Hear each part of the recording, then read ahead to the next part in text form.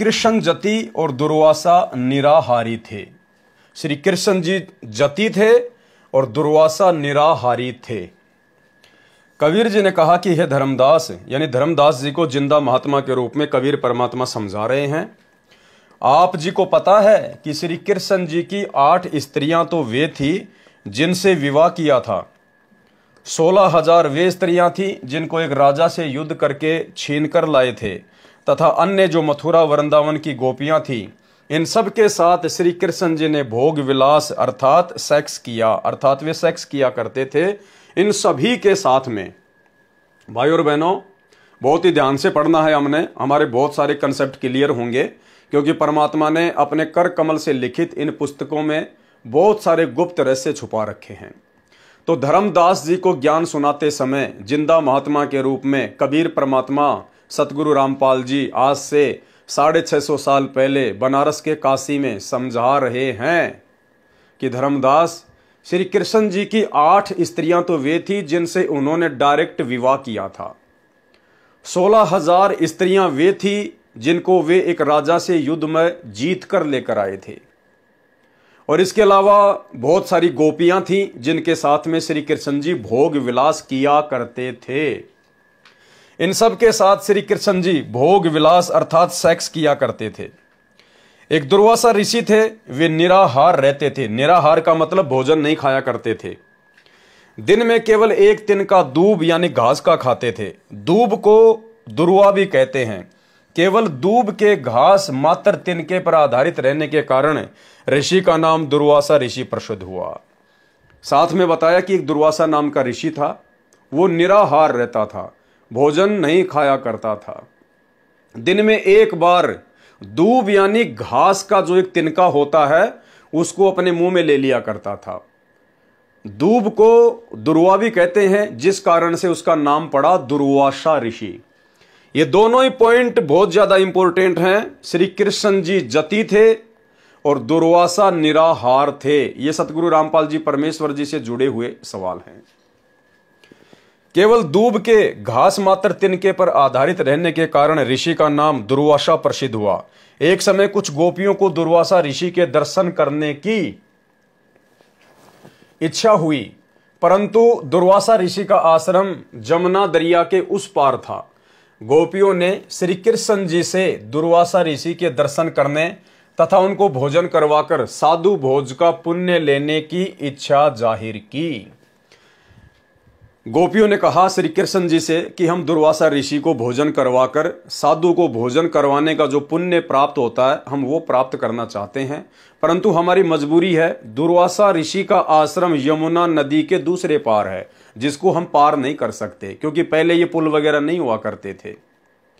भाई और बहनों, दुर्वासा ऋषि, आज सतगुरु रामपाल जी परमेश्वर जी के तत्व ज्ञान से हमें पता चलता है कि यदि ऋषियों की बात करें तो संत रामपाल जी के भक्तों से बढ़कर, उन भक्तों से बढ़कर जो अपने गुरु को परमात्मा मानते हैं और जो अपने ही गुरु को अपना इष्ट मानकर पूजते हैं, जो उनकी प्रत्येक मर्यादा में रहकर प्रत्येक वचन में रह के भक्ति कर रहे हैं मन कर्म वचन से, दुर्वासा ऋषि तो सतगुरु रामपाल जी परमेश्वर जी के वर्तमान में उन भक्तों के पैर के नाखून के बराबर भी अध्यात्म में नहीं है। और वो गोपियां दुर्वासा ऋषि को भोजन करवाने से साधु भोज का पुण्य मान रही थी। तो भाई और बहनों, सोचिए वर्तमान में सतगुरु रामपाल जी परमेश्वर जी के सत भक्तों को भोजन करवाने का कितना पुण्य प्राप्त होगा, हमारे कितने पाप कर्मों का नाश होगा। और इसीलिए काल ने संगत में ये रोड़े अटकाए। 2014 बरवाला कांड के बाद जैसे ही सतलोक आश्रम मैनेजमेंट हरियाणा ने जगह जगह सत्संग करवाने शुरू किए, ये सत्संगों में भक्तों को भोजन भंडारा नहीं करवाया करते थे, क्योंकि काल चाहता है कि इनके पुण्यों में वृद्धि ना हो। फिर धीरे धीरे इन लोगों ने आश्रम खोले, उसके बाद ये लोग आश्रम में भंडारे करने लग गए।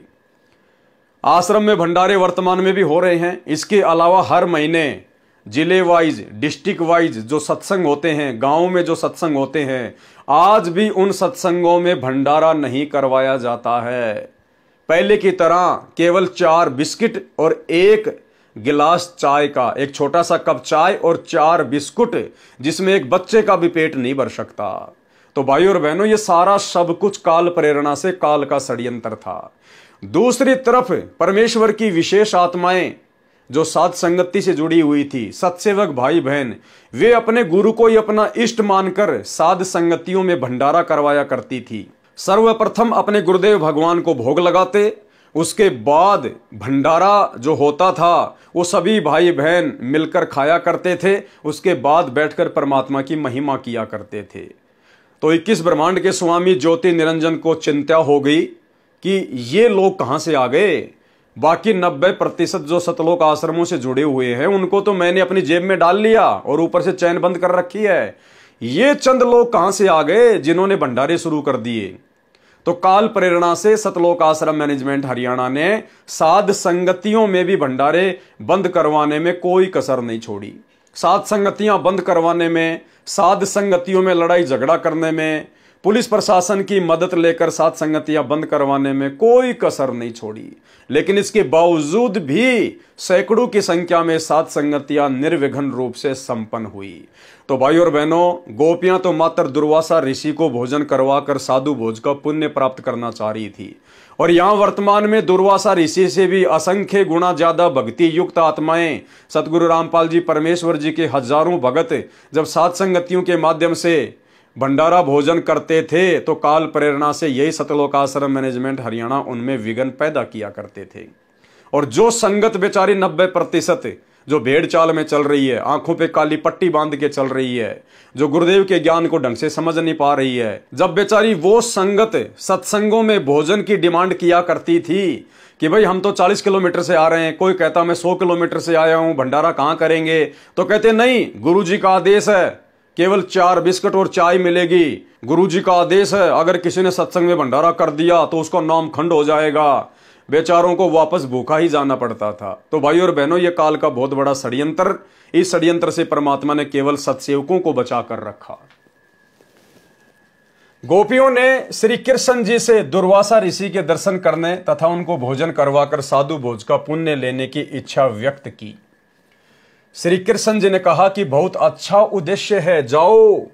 गोपियों ने समस्या बताई कि यमुना नदी में अथाह जल बह रहा है, कैसे पार करेंगी।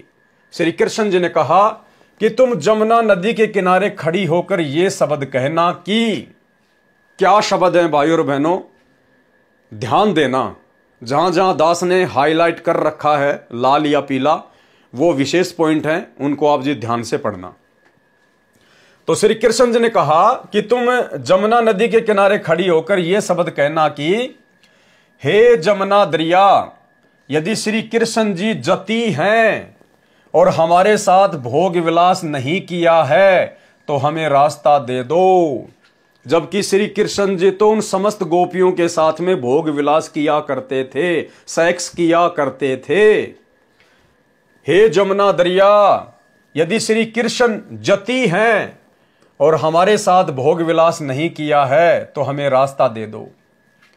जब वापिस आओ तो जमुना दरिया के किनारे कहना, हे यमुना दरिया, यदि दुर्वासा ऋषि पवन आहारी है तो हमें रास्ता दे दो। पवन आहारी यानी केवल वायु के ऊपर ही जीवित रहना, भोजन वगैरह ना करना। हे जमुना दरिया, यदि दुर्वासा ऋषि पवन आहारी है तो हमें रास्ता दे दो। सैकड़ों गोपियां भोजन के थाल लेकर चली। जमुना नदी के किनारे जब ये शब्द बोले कि यदि श्री कृष्ण गोपाल जती है और हमारे साथ भोग विलास नहीं किया है। अब गुरुदेव समझा रहे हैं जति क्या होता है। जति 2 प्रकार के होते हैं। एक तो जिसने कभी स्त्री भोग नहीं किया हो, जिसने अपने जीवन में कभी भी किसी स्त्री के साथ शारीरिक संबंध नहीं बनाए हों, भोग विलास नहीं किया हो, एक वो होता है जति। और दूसरे प्रकार का जति, दूसरा जिसने अपनी पत्नी के अलावा अन्य स्त्री से कभी मिलन न किया हो। ये 2 प्रकार के परमात्मा ने जति बताई, वीडियो ध्यान से देखना। इसी प्रकार स्त्री भी 2 प्रकार की सती होती है। स्त्रियों में तीसरे प्रकार की सती उसे कहा जाता है जो अपने पति की मृत्यु होने पर उसके साथ चिता में जिंदा जलकर मर जाती थी। जैसे सीता जी को सती कहते हैं, उसने रावण को नहीं स्वीकारा, केवल अपने पति श्री रामचंद्र जी पर आश्रित रही। कहते हैं जति सती का जोड़ा कभी नहीं दुख का फोड़ा। तो हमें रास्ता दे दो। उसी समय जमुना नदी का पानी घुटनों तक आए, इतना ही गहरा रह गया। सब गोपियां नदी पार कर गई, फिर से जमुना दरिया किनारे तक भरकर बहने लगी। जैसे गोपियों ने जमुना नदी को पार किया, पार करते ही जमुना नदी फिर से अपनी फुल स्विम पर बहने लगी, पूरी उफन उफन कर बहने लगी। यह देखकर सब गोपियों ने विचार किया। ध्यान देना भाइयों और बहनों, गोपियों ने फिर क्या विचार किया? यह देखकर सभी गोपियों ने विचार किया कि श्री कृष्ण जी ने तो हमारे साथ अनेकों बार विलास किया है, भोग विलास किया है, सेक्स किया है। यह कैसा आश्चर्य है, यह कैसा अचरज है। सब गोपियां यह विचार करती हुई दुर्वासा ऋषि के आश्रम में पहुंची। भाइयों और बहनों, यहीं से हमारा कंसेप्ट क्लियर हो जाएगा कि यदि सतगुरु रामपाल जी स्वयंभू परमात्मा है, इनका शरीर पांच तत्व का नहीं है, इनका शरीर विकार युक्त नहीं है, ये तीनों गुणों रजोगुण सतोगुण तमोगुण से दूर है, तो फिर संत रामपाल जी ने शादी करके और भोग विलास क्यों किया? संत रामपाल जी ने स्त्री भोग क्यों किया? भाइयों और बहनों, ऊपर परमेश्वर ने जो सत्य कथा है हमें बता दी कि श्री कृष्ण जी की 8 स्त्रियां थी। इसके अलावा 16,000 स्त्रियां एक राजा से युद्ध में जीत के लाया था, उनके साथ भी भोग विलास किया करता था। इसके अलावा जो गोपियां थी उनके साथ भी भोग विलास किया करता था। उसके बावजूद भी श्री कृष्ण जी जति कहलाया। जति कौन सा जति? दूसरे नंबर का जति, कि अपनी पत्नी के अलावा किसी और के साथ भोग विलास ना करना। जबकि गोपियां खुद आश्चर्य में पड़ गई कि श्री कृष्ण जी जति कैसे हो सकते हैं। उन्होंने तो अपनी पत्नी के अलावा हम गोपियों के साथ भी अनेकों बार भोग विलास किया है, सेक्स किया करते थे, फिर श्री कृष्ण जी जति कैसे हो सकते हैं? वो आश्चर्य में पड़ गई। भाइयों और बहनों, ठीक इसी प्रकार जब ये 3 लोक के छोटे मोटे भगवान, ये डमी गॉड, छोटे मोटे अवतार, ये पीर पैगंबर, जब ये इस प्रकार की लीला कर सकते हैं, जब इनके हाथों में इस प्रकार की छोटी मोटी शक्ति परमेश्वर ने दे रखी है, तो वो परमपिता परमात्मा पूर्ण ब्रह्म सारी सृष्टि का रचनहार अखिल ब्रह्मांडों का स्वामी कबीर देव सतगुरु रामपाल जी भगवान क्या कुछ नहीं कर सकता? ठीक इसी प्रकार जति 2 बताए। एक वो जिसने कभी स्त्री भोग नहीं किया हो, तो हमारे पूज्य गुरुदेव सतगुरु रामपाल जी भगवान उस पहली वाली कैटेगरी में हैं, जिन्होंने कभी किसी स्त्री के साथ संभोग ना किया हो। क्योंकि श्री कृष्ण जी ने हजारों स्त्रियों के साथ में संभोग किया, लेकिन उसके बाद भी वो जति कहलाए। तो क्या हमारे गुरुदेव भगवान जति नहीं कहला सकते? अरे श्री कृष्ण जी को भी वो शक्ति, वो पावर कबीर परमात्मा सतगुरु रामपाल जी ने ही प्रदान की हुई है। आदरणीय गरीबदास जी कहते हैं, गरीब सब पदवी के मूल है, सकल सिद्धि है तीर, और दास गरीब सतपुरुष बजो अविगत कला कबीर। तो ये परमात्मा क्या नहीं कर सकता? अब सोचिए भाइयों और बहनों, यदि श्री कृष्ण जी ने उन गोपियों के साथ में यदि कभी भोग विलास नहीं किया, जिसकी साक्षी वो दरिया नदी, अगर श्री कृष्ण जी ने भोग विलास किया होता तो उस जमुना दरिया का पानी नीचे नहीं होता। लेकिन वो हकीकत थी, श्री कृष्ण जी ने अन्य गोपियों के साथ कभी भोग विलास नहीं किया। तो भाइयों और बहनों, इसी प्रकार हमारे पूज्य गुरुदेव सतगुरु रामपाल जी भगवान जति हैं, सर्वश्रेष्ठ जति है ये परमात्मा। फिर मन में शंका उत्पन्न होगी, यदि श्री कृष्ण जी ने नहीं किया था भोग विलास गोपियों के साथ में, तो फिर किया किसने होगा? भाइयों और बहनों, ये सारा का सारा षड्यंत्र काल का। ये काल श्री कृष्ण जी के कर्म फुड़वाने के लिए अन्य पीर पैगंबर अवतारों को इसी प्रकार से धोखा देता है। ये उनका रूप बनाकर, और ये स्वयं भोग विलास करता था। 21 ब्रह्मांड का स्वामी काल ज्योति निरंजन आगे गुरुदेव ने लिखा हुआ है। अब आपके मन में शंका पैदा होगी कि फिर हमारे गुरुदेव भगवान की जो कलियुगी स्त्री है सांसारिक नाते में, जिसे हम गुरुदेव की धर्म पत्नी कहते हैं, अनारो माई, फिर उनके साथ में किसने भोग विलास किया होगा यदि संत रामपाल जी ने नहीं किया होगा? तो भाई और बहनों, परमेश्वर की एक वाणी है, हमारे लिए केवल वही पर्याप्त है कि नामा और रैदास रसीला, कोई न जाने अवगत लीला। ये परमात्मा सूक्ष्म रूप बनाकर किसी अन्य आत्मा को खड़ा करके अपने जैसा रूप देकर, पता नहीं ये परमात्मा क्या कुछ नहीं कर सकता। ये परमात्मा बिना आत्मा के भी शरीर को एक स्त्री के साथ में जोड़कर रख सकता है। उसके पति के रूप में बिना आत्मा के भी वो शरीर वैसा ही काम करेगा जैसे एक आत्मा युक्त शरीर काम करता है, और उस स्त्री को महसूस ही नहीं होगा, पता ही नहीं चलेगा कि ये मेरा पति है या कोई और है। जैसे धर्मदास जी को जब परमात्मा 3 दिन के लिए उनके शरीर से आत्मा को निकालकर सतलोक लेकर गए, तो पीछे उनका शरीर चल रहा था, उनकी धड़कनें धड़क रही थी, वो मरे नहीं थे, अन्यथा रिश्तेदार उनको फूंक देते, उनको चिता पे जला देते। ये परमात्मा बिना आत्मा के भी शरीर चला सकता है। समर्थ उसी को कहते हैं, सतगुरु जो चावे सो कर ही भरम पड़ो मत कोई, और सेव दड़ पर शीश चलाया पाछे करी रसोई। भाई और बहनों, अवगत की गति बहुत गहरी है। आप और हमें बिल्कुल भी शंका नहीं करनी चाहिए। ये परमात्मा अपने आप को छुपाते हुए गुप्त रूप में सारी लीला वर्तमान में कर रहे हैं, और ये सारी की सारी लीलाएं 650 साल पहले वाली चल रही हैं, क्योंकि ये वही 650 साल पहले वाला कबीर भगवान वर्तमान में सतगुरु रामपाल जी के रूप में धरती पे प्रकट है। भाई, जब श्री कृष्ण जी 16,000 औरतें, अनेकों गोपियां, खुद की 8 स्त्रियां, और उन गोपियों को जब इस बात का पता चला तो वो आश्चर्य में पड़ गई कि श्री कृष्ण जी जति कैसे हो सकते हैं। उन्होंने तो हमारे साथ अनेकों बार भोग विलास किया है। वो 16,000 रानियां जो एक राजा से युद्ध में जीत कर लाई गई थी, उनके साथ में भी भोग विलास श्री कृष्ण जी का रूप बनाकर वो काल किया करता था। उसके बावजूद भी श्री कृष्ण जी जति कहलाए। तो भाई और बहनों, हमारे परमेश्वर तो वास्तव में रियल श्री कृष्ण हैं, राजाधिराज, देवों के देव महादेव। कुछ भी कर सकता है परमात्मा, इनके लिए कुछ भी असंभव नहीं है। जो हम कल्पना भी नहीं कर सकते वो परमेश्वर ने कर करके छोड़े हुए हैं, रखे हुए हैं। तो ये अविगत है, इनकी गति के ऊपर किसी भी प्रकार की कोई शंका जाहिर नहीं करनी चाहिए। ये स्वयंभू हैं तो हैं, ये परमेश्वर हैं तो हैं। इन्होंने स्त्री भोग नहीं किया तो नहीं किया। और इस चीज को हमें और अच्छे से समझने के लिए आदरणीय गरीबदास जी महाराज जी का उदाहरण लेना पड़ेगा।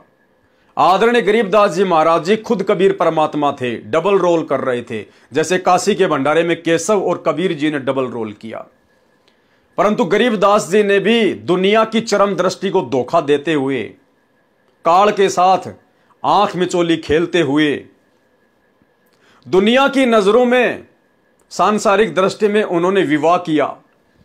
उनकी 6 संतानें हुई, 2 लड़के 4 लड़कियां। और भाई और बहनों, ग्रंथ साहिब में क्या लिखा हुआ है कि आदरणीय गरीबदास जी खुद ही कबीर परमात्मा थे। और सतगुरु रामपाल जी ने तो स्पष्ट कर दिया सतग्रंथ साहिब से।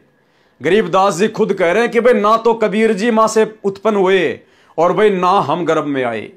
गरीबदास जी क्या कह रहे हैं कि ना तो कबीर परमात्मा मां से उत्पन्न हुए और भाई ना हम गर्भ में आए। गरीबदास जी कह रहे हैं हम भी गर्भ से जन्म लेके नहीं आए। उसके बावजूद भी उन्होंने शादी की, 6 बच्चे उत्पन्न किए। ठीक इसी प्रकार वाली लीला करते हुए, जो लीला वर्तमान में सांसारिक दिखावे में, सांसारिक दृष्टि में सतगुरु रामपाल जी कर रहे हैं।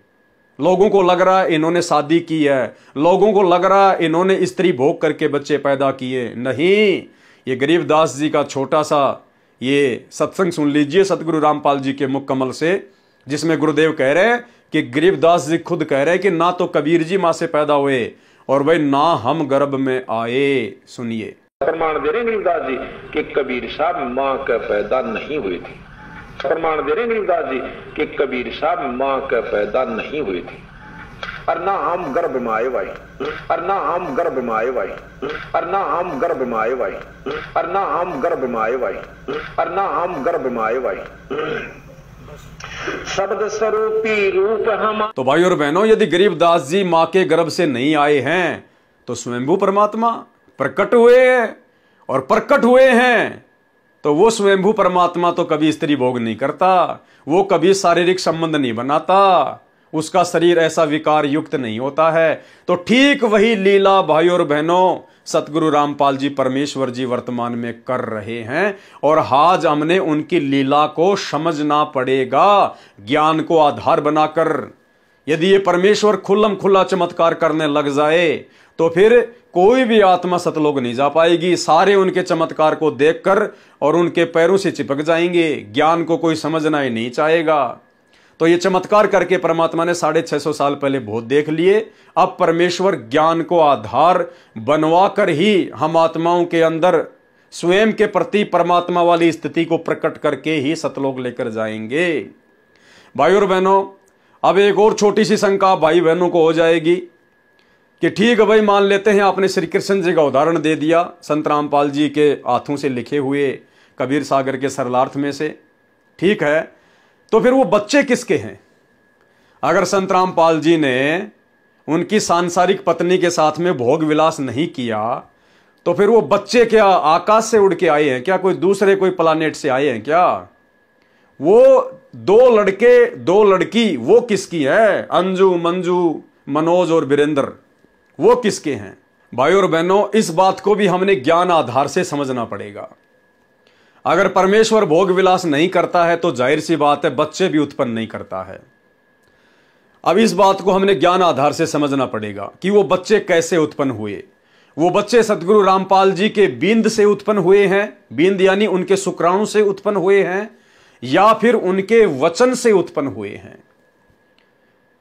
बहुत सारी माता बहनें आपने देखी होंगी संगत में जो अक्सर अपने इंटरव्यू देती हैं कि मेरी शादी को 20 साल हो गए थे, 25 साल हो गए थे, कोई संतान उत्पन्न नहीं हो रही थी, हर प्रकार से हम डॉक्टरी परामर्श भी ले चुके थे, झाड़ फूक भी करवा चुके थे, अंत में हार कर हमें किसी ने संत रामपाल जी के विषय में बताया, हमने उनसे उपदेश लिया, उनके सामने जाकर हमने अर्ज की, विनती की, और 10वें महीने हमारे घर में परमात्मा ने संतान दे दी। अब भाई और बहनों, उस भगत परिवार में वो जो संतान आई है, वो संतान उस बच्चे के पिता के शुक्राणु से उत्पन्न नहीं हुई, वो संतान बींद से उत्पन्न नहीं हुई, वो संतान उस व्यक्ति से उत्पन्न नहीं हुई। अगर उसके शुक्राणु से, उसके बींद से यदि वो बच्चा पैदा होना होता तो सतगुरु रामपाल जी से उपदेश लेने से पहले ही हो चुका होता।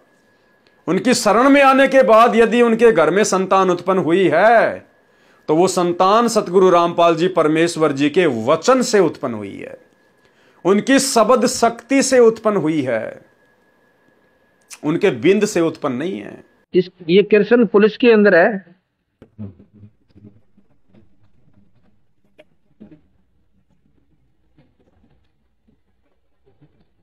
इसकी शादी को 18 वर्ष हो गए थे, 18 वर्ष हो गए थे, कोई बालक नहीं हुआ। हाँ,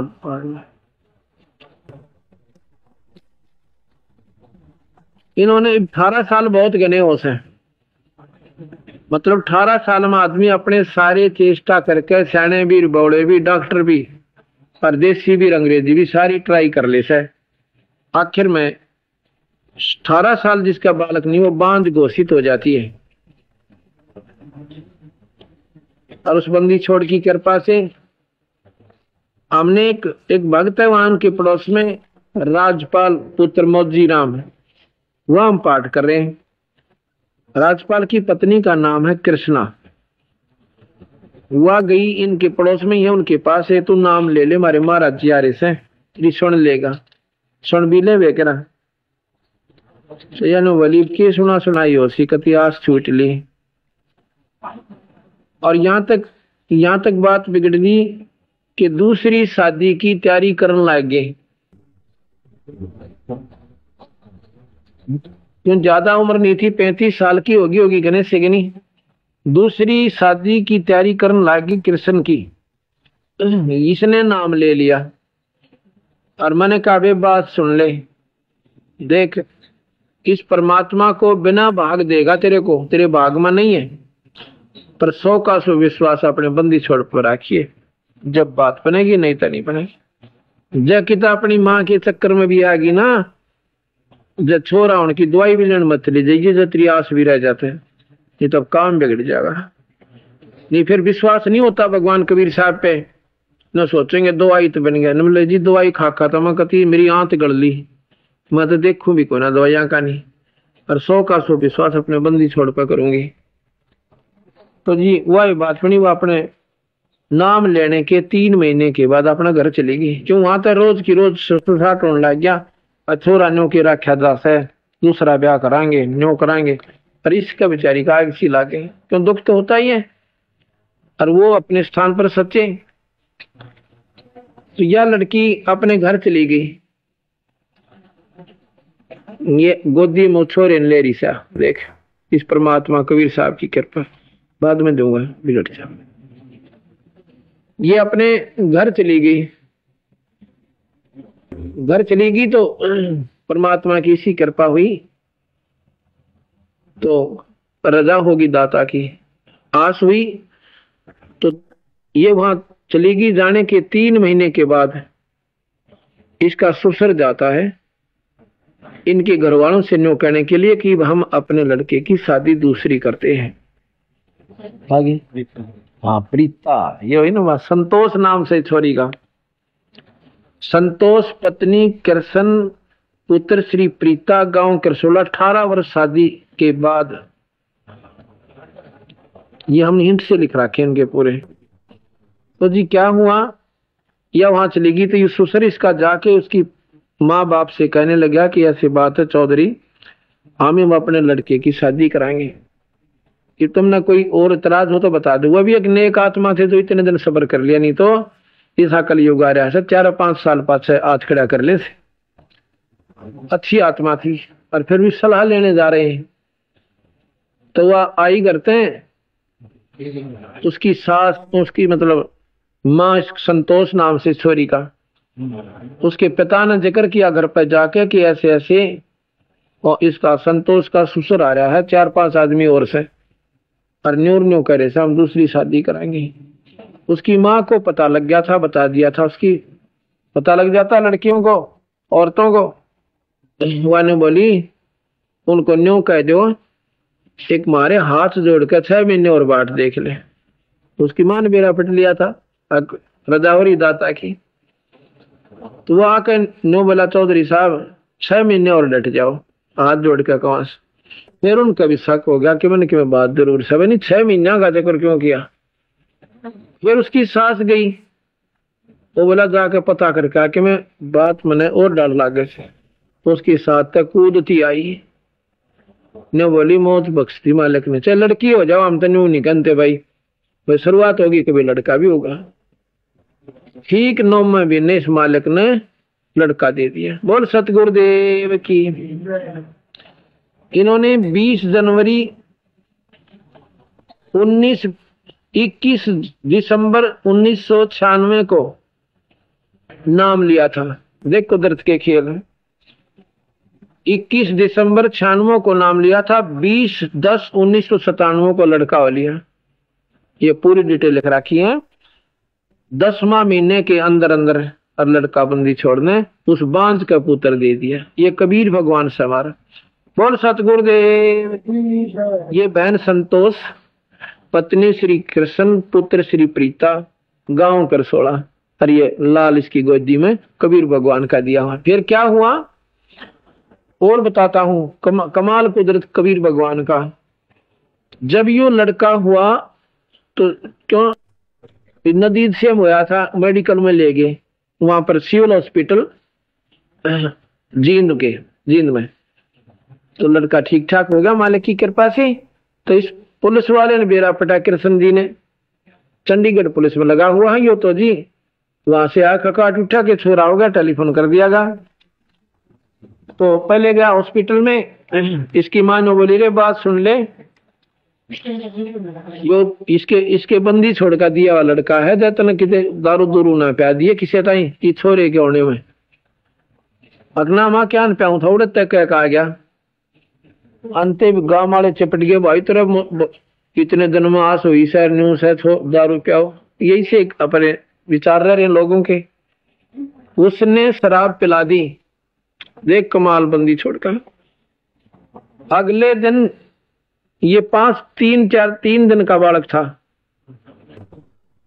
अग 2 दिन का।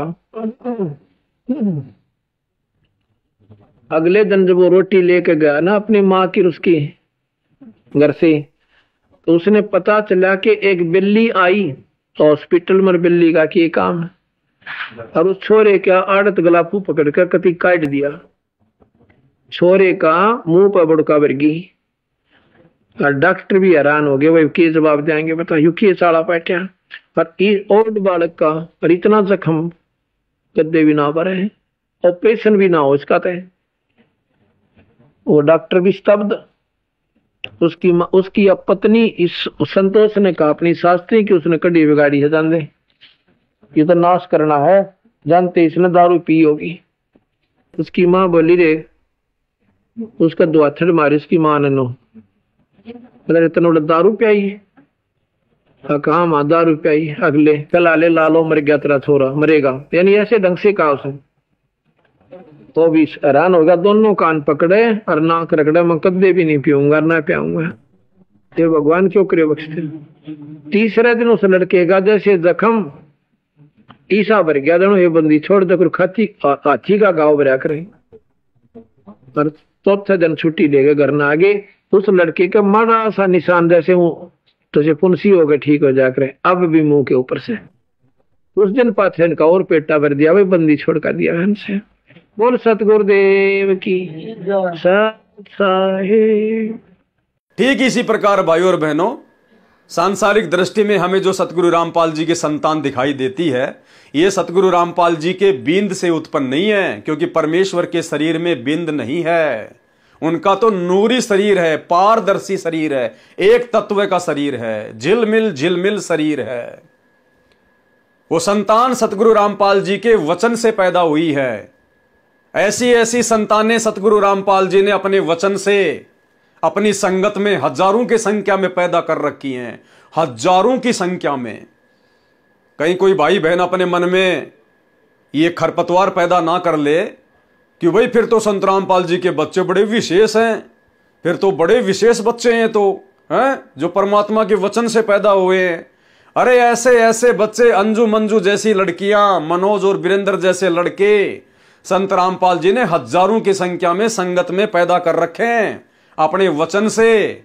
कोई विशेष महत्व देने की आवश्यकता नहीं है, सब के सब 2 कोटि के जीव हैं। त्रेता युग की कहानी भूल गए क्या? वाल्मीकि जी ने कुश, जो सीता जी का दूसरे नंबर का लड़का था कुश, उसको कैसे पैदा किया था? क्या वो कुश रामचंद्र जी के शुक्राणु से पैदा हुआ था? क्या श्री रामचंद्र जी ने सीता के साथ भोग विलास किया था जिससे वो कुश पैदा हुआ था? वाल्मीकि ऋषि ने, कुश कहते हैं घास को, घास के तिनके से वो कुश पैदा किया था, कुश नाम का बच्चा पैदा किया था। गोरखनाथ किसी माता पिता के सहयोग से पैदा नहीं हुआ, एक साधु महात्मा के द्वारा राख देने से, गोबर से पैदा हुआ था। सीता जी का किसी मां के गर्भ से जन्म नहीं हुआ था। त्रेता में जमीन में दबी हुई मटकी में राजा जनक को सीता जी मिली थी। ऐसे ना जाने कितने उदाहरण आपको देखने को मिलेंगे अध्यात्म में, जिनका कोई अंत नहीं है।